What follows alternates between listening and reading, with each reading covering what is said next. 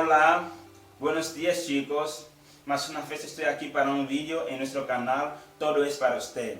En la última lección hablamos del alfabeto, pero hoy vamos a hablar de variaciones regionales y algo más de información sobre el idioma español.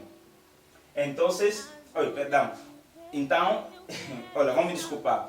Estou aqui ensinando, não falando espanhol. Então, eu estou aqui falando mais português porque estou mostrando para aqueles que ainda não têm conhecimento disto.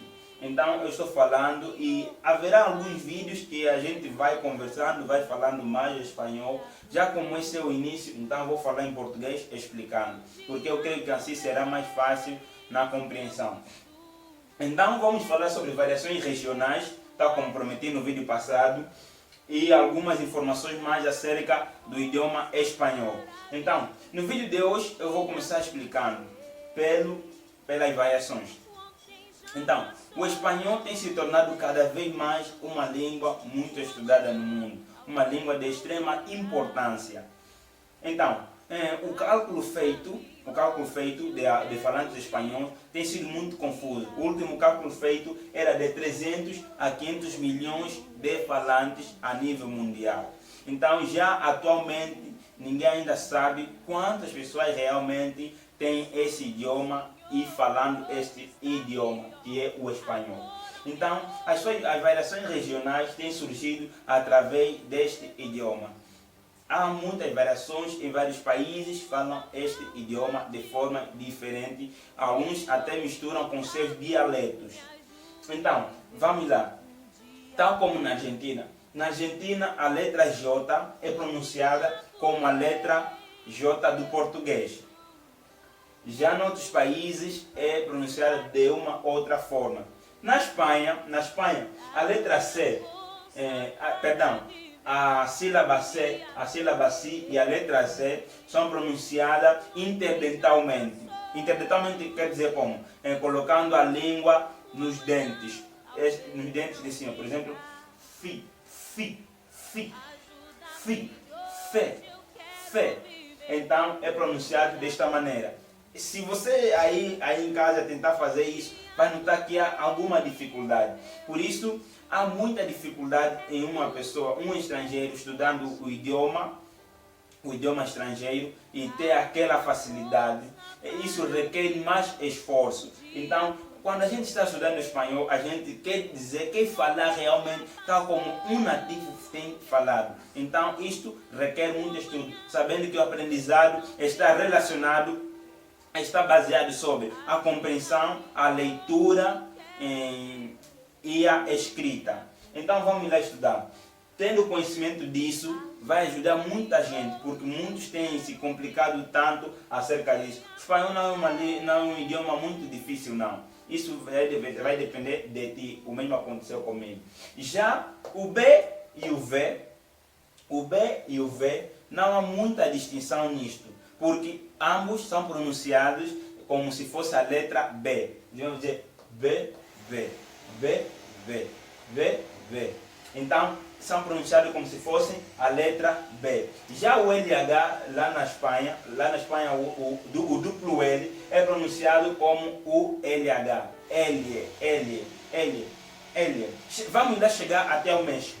No México, a letra Y e L, ou L, são pronunciados como o I. Não há muita diferença. Por exemplo, você vai dizer, ela é muito bonita. Se eu quero falar que ela é muito bonita, eu vou dizer, ella es muy bella. Ella es muy bella. Então, o L aqui entra nesta palavra, nesta frase, e é pronunciado como se fosse um I. Então, chegando no Chile, a letra S não é pronunciada no fim da frase. Dificilmente verás alguém no Chile a pronunciar a letra S na frase. Por exemplo, numa palavra que termina com plural. Então, estas são as variações regionais. Há muitas variações regionais ainda para ser estudadas. No entanto, vamos só nos apegar nisto. Vamos ficando só aqui e outro veremos mais tarde. Agora, já mais informações sobre o idioma espanhol. No idioma espanhol, a letra E é pronunciada fechada, tal como é pronunciado em português. E. Já a letra O é pronunciado também fechado. Fechado. Veremos uma palavra em espanhol e termina com O. Não é como em português. Se eu quero dizer falando, né? Falando. É lá. Falando. Já no português falando, eu vou dizer, vou ler o O como se estivesse aberto. Falando. Já em espanhol não tem sido assim. Em espanhol a gente lê como se estivesse fechado, tudo terminando com O mesmo, exatamente O e mais nada. Por exemplo, estou falando, comendo, hablando, caminhando, dizendo, todo só O. Já se você pronunciar o O como U em espanhol, aí você já não está falando a língua espanhola. Não sei qual é a língua que você está falando naquele exato momento, mas aquilo deixa de ser espanhol. Então é assim que a gente pronuncia a letra O. Já o U é pronunciado tal como é pronunciado também em português. É aberto. Então, na língua espanhola não existem estes símbolos ou estas letras assim. C com cedilha não existe.